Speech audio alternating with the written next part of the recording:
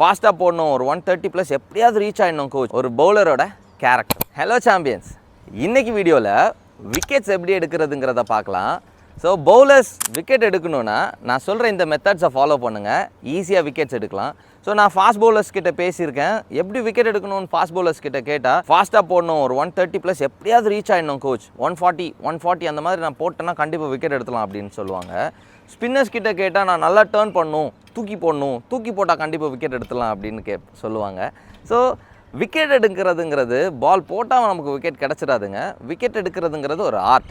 So அந்த ஆர்ட்டை எப்படி நீங்கள் டெவலப் பண்ணணும். ஸோ இந்த ஃபண்டமெண்டல்ஸை ஃபாலோ பண்ணுங்கள், இந்த ஆர்ட்டை நீங்கள் எப்படி டெவலப் பண்ணலாங்கிறது பார்க்கலாம். ஃபர்ஸ்ட் திங், ஒரு பவுலரோட கேரக்டர். ஒரு பவுலரோட கேரக்டர் எப்படி இருக்கணும்னா ஃப்ரிட்ஜ் மாதிரி இருக்கணும். ஃப்ரிட்ஜுனா நீங்கள் யோசிப்பீங்க, என்ன ஃப்ரிட்ஜுன்னு சொல்லிட்டார் அப்படின்ட்டு. ஃப்ரிட்ஜுனா அவுட் சைடு, ஒரு ஃப்ரிட்ஜில் பார்த்தீங்கன்னா அவுட் சைடு வந்துட்டு ரொம்ப ஹீட்டாக இருக்கும், அந்த மெஷின் இதெல்லாம் வந்துட்டு ஹீட்டாக இருக்கும். பட் உள்ளே பார்த்தீங்கன்னா ஃப்ரீசிங்காக கூலாக இருக்கும். ஸோ ஒரு பவுலரோட கேரக்டர் எப்போவுமே வெளியில் நிறைய ப்ரெஷர் இருக்கும், அந்த ப்ரெஷரெல்லாம் நீங்கள் வெளியில் இருந்தாலும் உள்ளே கூலாக இருக்கணும். கூலாக இருந்தால் தான் நீங்கள் நினைக்கிறத போட முடியும். Okay, next thing, condition of the day. அன்றைக்கி விக்கெட்டோட கண்டிஷன் எப்படி இருக்குது, அன்றைக்கி டேயில் அந்த விக்கெட் எப்படி இருக்குது, அந்த விக்கெட்டில் என்னென்ன நடக்குது, அந்த விக்கெட் எப்படி பிஹேவ் ஆக போகுது, அந்த கண்டிஷனை யார் குயிக்காக அடாப்ட் பண்ணிக்கிறாங்களோ அவங்க கண்டிப்பாக நிறைய விக்கெட் எடுக்க முடியும். ஸோ ஒரு விக்கெட்டோட கண்டிஷன்ஸ் தெரிஞ்சுக்கணும். ரெண்டாவது விஷயம், ஸ்டாக் பால். நீங்கள் உங்கள் ஸ்டாக் பாலை போடுறதுக்கு கண்டிஷனுக்கு ஏற்ற மாதிரி அந்த ஸ்டாக் பாலை அட்ஜஸ்ட் பண்ண தெரியணும். ஃபார் எக்ஸாம்பிள், நீங்கள் ஒரு அவே ஸ்விங்கரோட குட் லென்த் எப்படி இருக்கும், பேட்ஸ்மேனுக்கு க்ளோஸாக பிச் ஆகி ஸ்விங் ஆகணும், அப்போ தான் அவன் டிரைவுக்கு போனால் சான்சஸ் கிடைக்கும். அப்போ அந்த விக்கெட்டோட கண்டிஷன் ரொம்ப பவுன்ஸியாக இருந்துச்சுன்னா நீங்கள் கிட்ட வரப்போ என்ன ஆகணும், நீங்கள் நார்மல் லென்த்தில் இருந்தீங்கன்னா அங்கேருந்து பீட்டன் தான் ஆகுமே தவிர நிக்கு கிடைக்காது. நிறைய பேர் நல்லா போட்டேன் ஆனால் விக்கெட் கிடைக்கலன்னு சொல்லுவீங்கள்ல, அதுக்கு காரணம் அதுதான். ஸோ நீங்கள் அந்த விக்கெட்டோட பவுன்ஸை கண்டுபிடிச்சிட்டிங்கன்னா அதுக்கேற்ற மாதிரி லென்த்தை அட்ஜஸ்ட் பண்ணி உங்கள் ஸ்டாக் பாலை கன்சிஸ்டண்ட்டாக போடணும். அதேமாதிரி ஒரு ஸ்பின்னர் அந்த விக்கெட்டோட பவுன்ஸ் தெரிஞ்சதுன்னா எங்கேருந்து போட்டால் டாப் ஆஃப் அடிக்கணும், எங்கேருந்து டேர்ன் பண்ணால் கரெக்டாக இந்த ஸ்டெம்ப் அடிக்கும் அப்படிங்கிறதும் அண்டர்ஸ்டாண்ட் பண்ணணும். நீங்கள் போட வேண்டிய டெலிவரி நீங்கள் பிளான் பண்ணி வச்சுருப்பீங்களா, அந்த டெலிவரிக்கு அந்த கண்டிஷனுக்கு ஏற்ற மாதிரி போட கற்றுக்கணும். அடுத்ததாக விக்கெட் எடுக்கிறதுக்கு ரொம்ப முக்கியமான விஷயம், செட்டிங் த ரைட் ஃபீல்டு. நீங்கள் கரெக்டான ஃபீல்டர்ஸை செட் பண்ணணும். உங்கள் பவுலிங்க்கு, உங்கள் ஸ்டாக் பாலுக்கு ஏற்ற மாதிரி ஃபீல்டர்ஸை கரெக்டாக அலைன் பண்ணணும்.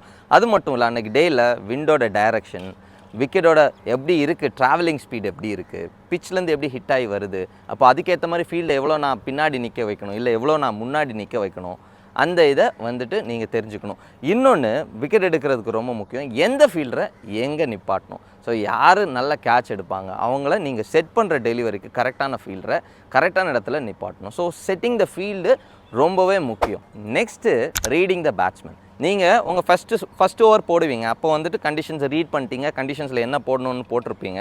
ஸோ இந்த மீன் டைமில் நீங்கள் உங்களுக்கு ஸ்டாக் பாலுக்கு ஏற்ற மாதிரி ஃபீல்டு வச்சுருப்பீங்க. ஸோ அப்போ பேட்ஸ்மேன் ஆடினா பால் எங்கே போகும், கண்டிப்பாக ஃபீல்டர் கையில் தான் போகும். ஸோ நீங்கள் டாட் பால்ஸ் நிறைய போட்டிருப்பீங்க. இந்த டைமில் நீங்கள் பேட்ஸ்மேனை ரீட் பண்ண கற்றுக்கணும், என்ன ஆடுறான், எங்கே வீக்காக இருக்கான் அப்படின்ட்டு. ஸோ பேட்ஸ்மேனை ரீட் பண்ணிட்டீங்கன்னா அதுக்கேற்ற மாதிரி ட்ராப் செட் பண்ணணும். ஸோ இந்த பேட்ஸ்மேன் இங்கே வீக்காக இருக்கும், ஸோ இந்த டெலிவரிக்கு கண்டிப்பாக அவுட் ஆகிறதுக்கு சான்ஸ் இருக்குது, அந்த டெலிவரிக்கு ஏற்ற மாதிரி ஃபீல்டு வைக்கணும். ஸோ எல்லோரும் இது பண்ணிவிடுவீங்க. ஆனால் இதில் என்னென்னா, ஸோ நீங்கள் செட் பண்ண ஃபீல்டுக்கு நெக்ஸ்ட் பாலே அதே பால் போடக்கூடாது, கொஞ்சம் யோசிக்கணும், கொஞ்சம் கேம்பிளிங் பண்ணணும். ஸோ பேட்ஸ்மேனை நான் வச்சுருக்கிற ஃபீல்டுக்கு போடாமல் டிஃப்ரெண்ட் பால்ஸ் போடணும். ஸோ அவனையும் திங்க் பண்ண வைக்கணும், ஓகே அவன் ஃபீல்டு சும்மா தான் வச்சுருக்கான் அப்படிங்கிற ஒரு நினைப்பை கொடுக்கணும். சடனாக அந்த சர்ப்ரைஸ் டெலிவரி போடலாம், கண்டிப்பாக அவன் அந்த ஷாட்டை மறந்துருப்பான். அந்த ஃபீல்டு இருக்கிறதுங்கிறது ஆடுறதுக்கு சான்சஸ் அதிகம், விக்கெட் எடுக்கிறதுக்கும் சான்சஸ் அதிகம். நெக்ஸ்ட்டு, விக்கெட் எடுக்கிறதுக்கு ரொம்ப முக்கியமான விஷயம், நம்பர் ஆஃப் டாட் பால்ஸ் அதிகமாக போடணும். ஸோ நீங்கள் பவுலிங் உங்களுக்கு ஒரு ஸ்பெல் இருக்குது, ஃபார் எக்ஸாம்பிள் ஒரு 50 ஓவர் மேட்ச்சில் 10 ஓவர்ஸ் இருக்குன்னா நீங்கள் ஃபஸ்ட்டு ஃபியூ ஸ்பெல்ஸில் எவ்வளோக்கு எவ்வளோ டாட் பால்ஸ் போட முடியுமோ அவ்வளோக்கு எவ்வளோ டாட் பால்ஸ் போடணும். அது ஆட்டோமேட்டிக்காக ஆப்போனன்ட் சைடுக்கு ஒரு ப்ரெஷர் க்ரியேட் பண்ணும். அந்த டாட் பால் போடுறதுக்கு தான் நான் இப்போ சொன்ன ஃபண்டமெண்டல்ஸை கரெக்டாக ஃபாலோ பண்ணிங்கன்னா கண்டிப்பாக நம்பர் ஆஃப் டாட் பால்ஸ் அதிகமாக போடுவீங்க. ஃபீல்டு கரெக்டாக வச்சுருந்தீங்கன்னா நீங்கள் போடுற ஸ்டாக் பாலுக்கு அங்கே தான் போகுது. உங்கள் மைண்ட் செட் வேவர் ஆகிட்டு இருந்துச்சுன்னா கண்டிப்பாக நீங்கள் ஒரு லைனில் போட மாட்டீங்க, டாட் பால்ஸோட கன்சிஸ்டன்சி ரொம்ப கம்மியாகும். ரொம்பவே இம்பார்ட்டண்டான விஷயம், நீங்கள் அக்ரெசிவாக இருக்கணும். ஸோ ஃபீல்டில் ரொம்ப அக்ரெசிவாக இருக்கணும். அக்ரெசிவ் இன் த சென்ஸ், இதை தான் நிறைய பேர் தப்பாக புரிஞ்சுப்பீங்க.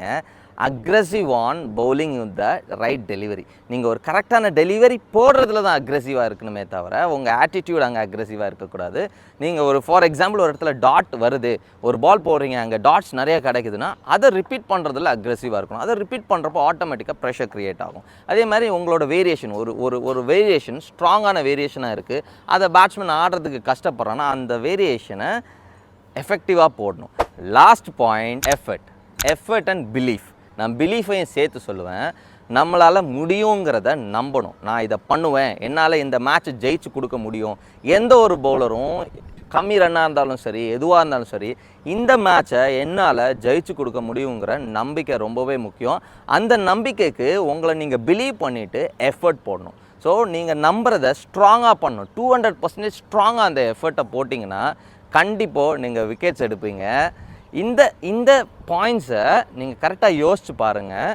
இதை இப்படியே டெவலப் பண்ணிட முடியாது. நான் இப்போ சொன்னது வந்துட்டு ஓகே, நீங்கள் கேட்டுட்டு போனீங்கன்னா கண்டிப்பாக நீங்கள் வந்துட்டு ஒரு 2 நாளைக்கு அந்த ஃபீல் இருக்கும். இதை எப்படி நீங்கள் பில்ட் பண்ணுறதுன்னா இதை ரெகுலராக நீங்கள் திங்கிங்கில் போடணும். நான் சொன்னதை திங்கிங். நீங்கள் ஒரு பவுலராக இந்த மெத்தடில் திங்க் பண்ணணும். நான் ஒரு பவுலராக எப்படி இருக்கேன், இந்த கேரக்டர்லாம் என்கிட்ட இருக்கா, நான் இப்படி மேட்ச்சில் பிஹேவ் பண்ணுறேன்னா, இதை நான் யோசிக்கிறேன்னா, இந்த பாயிண்ட்ஸை கரெக்டாக நீங்கள் வந்துட்டு உங்கள் லைஃப்பில் ரெகுலராக எடுத்துகிட்டு வந்தீங்கன்னா கண்டிப்பாக உங்களோட விக்கெட் டேக்கிங் எபிலிட்டி இம்ப்ரூவ் ஆகும்.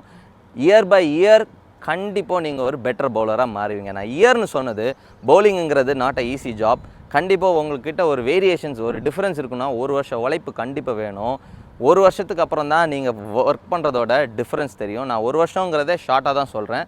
எஃபர்ட் இல்லாமல் கண்டிப்பாக நீங்கள் இதை அச்சீவ் பண்ணவே முடியாது. ஸோ நான் சொன்ன மெத்தட்ஸை ஃபாலோ பண்ணுங்கள். இந்த மாதிரி வீடியோஸ்க்கு இந்த சேனலை சப்ஸ்கிரைப் பண்ணி வச்சுங்க. தேங்க்யூ ஃபார் வாட்சிங்.